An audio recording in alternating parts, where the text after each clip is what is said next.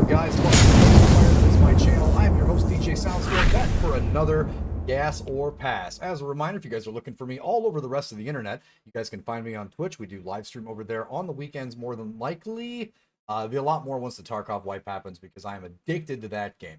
But our music night is Saturday night over on Twitch. Just search for DJ Soundstorm. Look for the big stupid S. You guys will find me right over there. We also have Patreon. We're on Kick. We're freaking everywhere. If you guys like the content at all, do us a favor, hunt us down, give us those likes, help us move the metrics here on YouTube.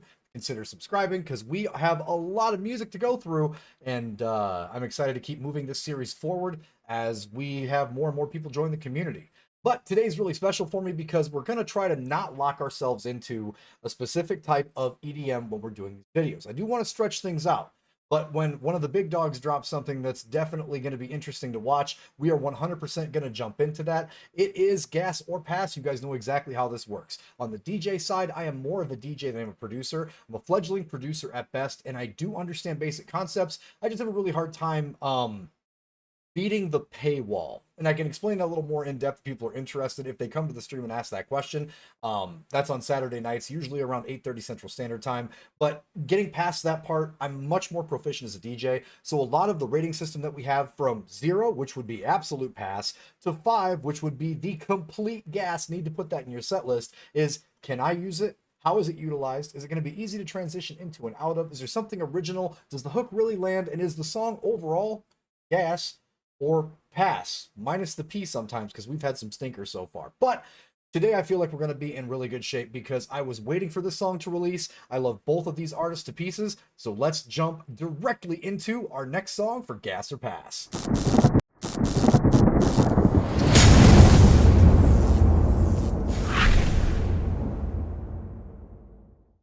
The one and only man of bass himself, Excision, met up or joined up with Wooli, who is another, in my opinion, up-and-coming but already here bass musician, and with Codeko, who has a little lighter style in general. The song released today on Apple Music. I want to jump into it, talk about some of the differences, and see if this one is Gas or Pass. Take it away, X.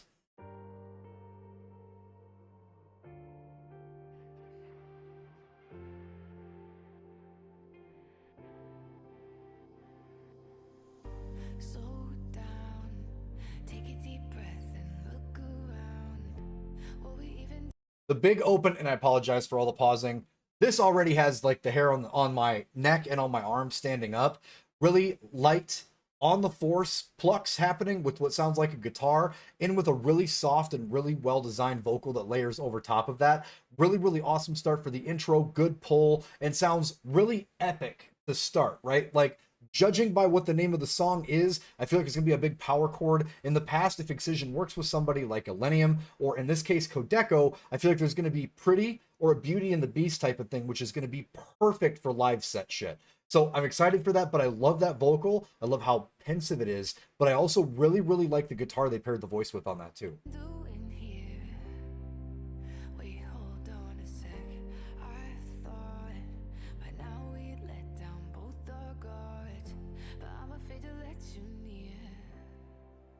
So far we've hit around the corners, we've swallowed all the words, we've played enough with fire, now we have to let it burn.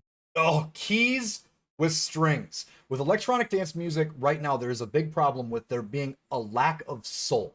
And I don't mean like soul music, but I mean a lack of human soul. Literally, the souls of humans. If you're going to put something like a string and then pair it with really, really awesome dancing on ivory, with the chord progression, the harmonies, the way these guys have this blended, it's kept down just enough that the vocal is respected. Number one rule is respect that vocal.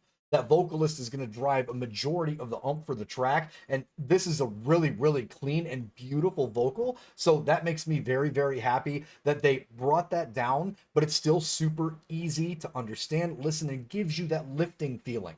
Going into festival season, big wins for this so far. Love how they built this together, and I'm excited for the drop.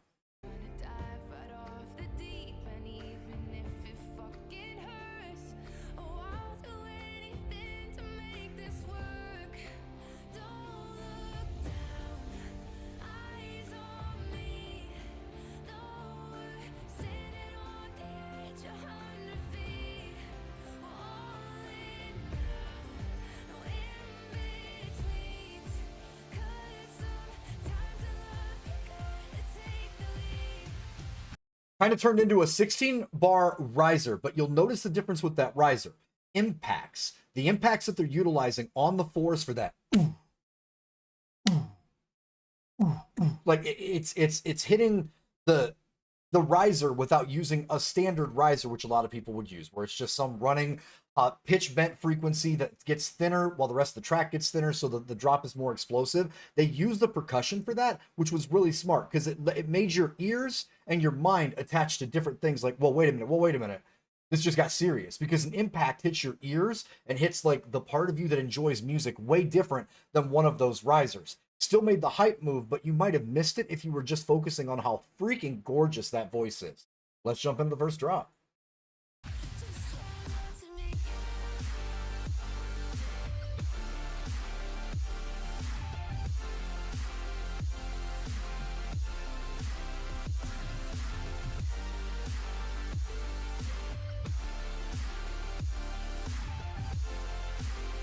Oh, oh fucking dude. Tune kick saves lives. Preach!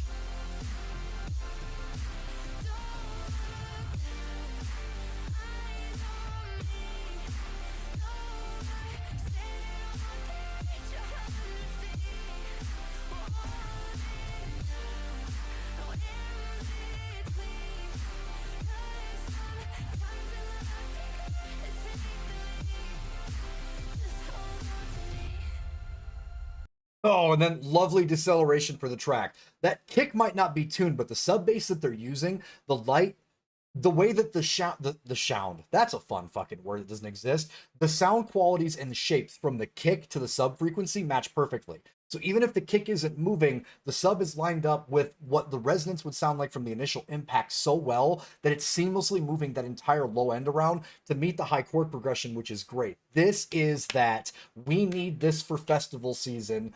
Awfully pretty, like elevating, like get everybody's hands in the air, get them excited. And since this was first, just like with most of the Excision and Millennium tracks, I feel like X is hiding in the second drop for this one, and that is super, super exciting to me. But overall, that drop was everything that I want in festival season. For a lot of us who've been listening to EDM for a very long time, that big makes you smile, makes you want to raise your beer to the sky, that mixed with this gorgeous vocal that they have together. I can't get over how pristine that sounds and how on spot it is for the track.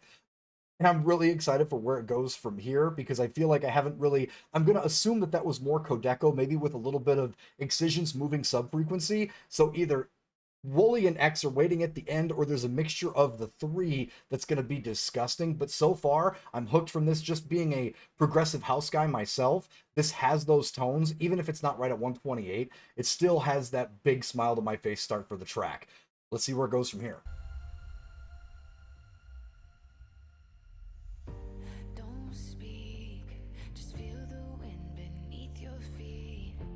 Never thought I'd be so high. It's high risk, high One. reward with a love like this. One. And I'm not giving up this time. We've hid around the corners, we swallowed all the words. We played enough with fire, now we have to let it burn. Wanna dive right off the deep end, even if it fucking hurts. Oh, I like you. So when you've got something super pretty like this, and then instantaneously it's fucking hurts, right? Like you get the emotion out of it with the way she inflects it, but also because it's so clean, it hits that much harder. Like it hits you in the heart. Like this is somebody wounded singing this track, and it adds such a nice dynamic. Most of the time, you don't really need too much in electronic dance music. Like swearing's kind of meh. But for this one, the impact of the words because of how sweet her voice sounds is massive. Also, same thing that I preach all the time with the track, right? A, B, A. Go back to A because you want people singing something. If this is where the majority of your heavy, like vocalist stuff is, this is going to carry on with them after they're done listening to the track into something else or into a drop. And if you're going to take that kind of time to make the vocal stand out like that and respect it, make sure you go back to it. Don't just forget about it. Don't get too weird. Make sure that you're giving them another taste of it so it sticks and it sinks in. And I'm waiting for how the next riser starts, and I feel like we're going to get a tip off to exactly what this is going to sound like based on how the riser hits. Oh, I'll do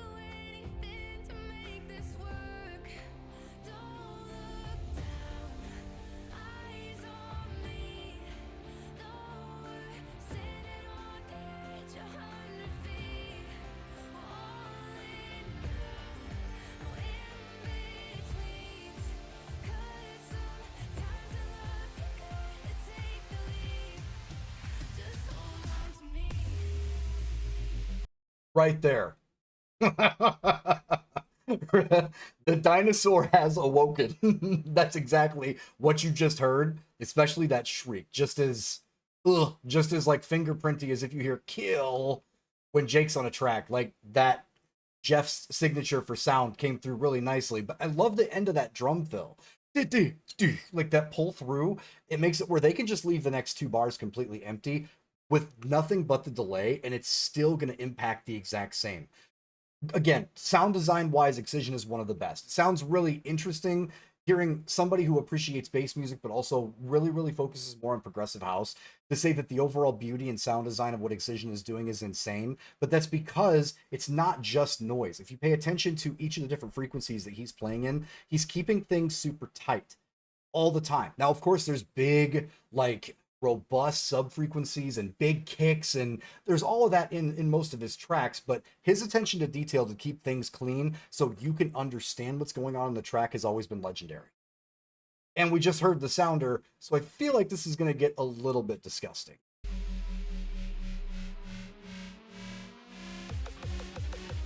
Oh.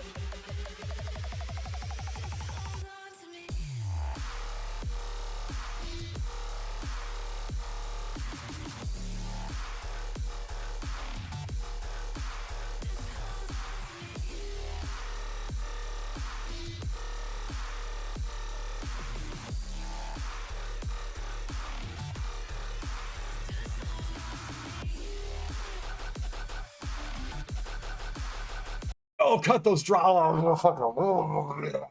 Oh my god, I love that so much. Cut the drops, guys.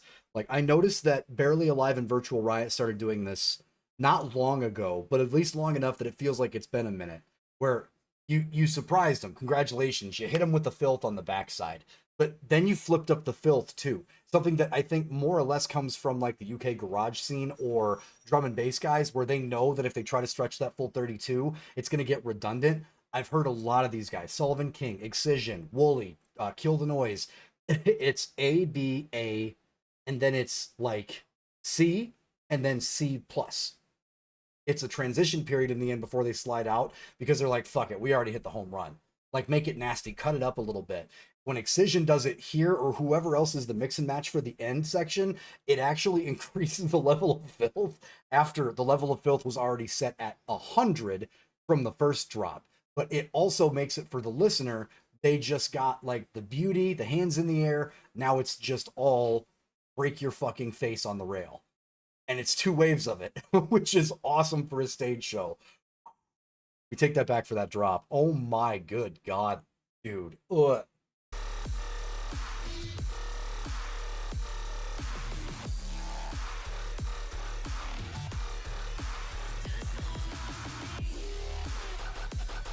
Oh.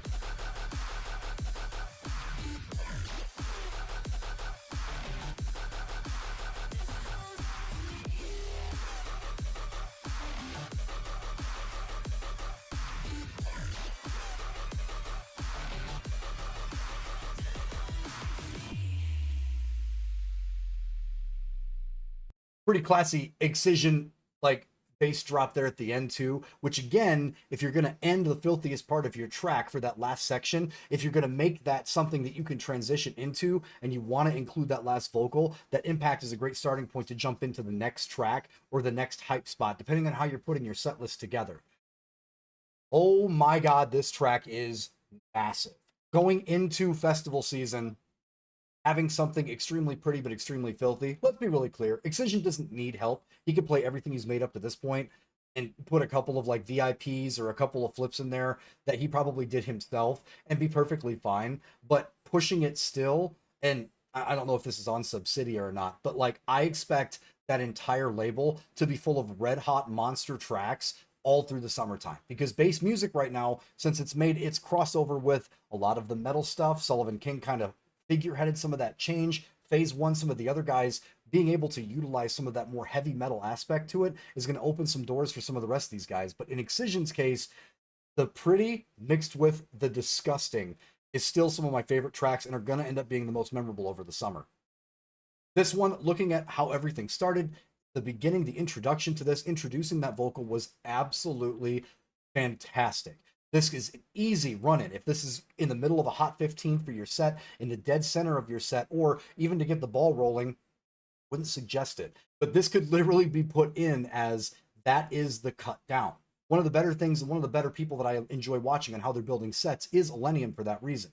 He knows exactly how many times to uppercut you in the jaw, but he also drops things back to where it can be pretty, enjoyable, hands in the air, elevated music, festival atmosphere kind of stuff. Because you don't really want too much of a bad vibe if you're going to a major festival outside of Lost Lands. You're going to Lost Lands for gross ass like rock face off of rail music, but some of the rest of them are pretty up in the middle. You want to be able to captivate a wider audience, and when Excision does this half and half stuff, Wooli's kind of done it a little bit himself, but like jumping in with somebody like Codeko, getting some of the extra pretty in this makes it great. My favorite part about this track is that it doesn't sound like an Elenium and Excision track. It really does sound like something different. It sounds more vibey, progressive housey, as opposed to that big like Festy Trap style or that color trap style that Elenium would use, or somebody else that's closer to Elenium would use. This sounds fresh to me. This sounds new. The bass distinctions at the end and the way that he's getting that extra rasp out of that middle section with those bass leads really does sound like he's still trying to push a little bit more into different sounds and not carrying too much from tracks that he's done already with him for the next ones. A little bit of extra like just upper mids to get a little extra ring out of the ears, out of the top cabs when he's playing it, but also still respecting that bass line needs to make people's faces like back up away from a sub if they're too close to it. Love the intensity, love the vocal, love the pacing for this track, love how easy it would be to mix this into a set for yourself if you were focusing on something that is extremely dubsteppy for your crowd, or if they're looking for harder bass music.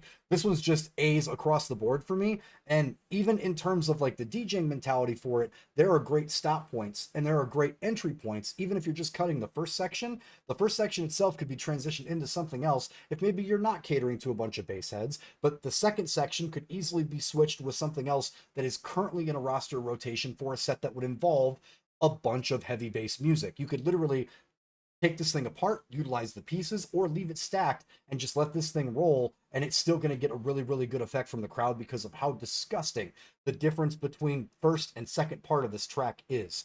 Overall, guys, this one's like a 4-6 for me. We're almost pushing into 5 territory. I am a little biased because all 3 of these artists are huge, huge influences on how I see music and things that I listen to, but this one is gas, absolute gas. Excision doesn't miss a whole lot, obviously, but getting to hear the progression with Wooli being in this track and Codeko being here, who's somebody I haven't heard of in at least a minute, the track, the culmination of all these guys' ears and the ideas put together is fantastic, and I love this song.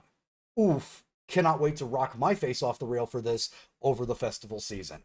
This is our second episode of Gas or Pass. If you guys are enjoying the content and want a little more of an in-depth dive for the things that DJs are thinking about when we are trying to figure out if we're going to utilize maybe your track, maybe somebody else's in our sets when we're playing live, be sure to hit the like and subscribe button. Look for the other assets. You can catch us live over on Twitch. We do have a Patreon. We are on TikTok. We are obviously here on YouTube. We're literally everywhere. Just look for the big dumb S and pound that subscribe button when you can. Thank you guys so much for sticking around for another episode of Gas or Pass, and we hope to see you on the next one. Till then, I am DJ Soundstorm, and that is going to do it for this episode of Gas or Pass.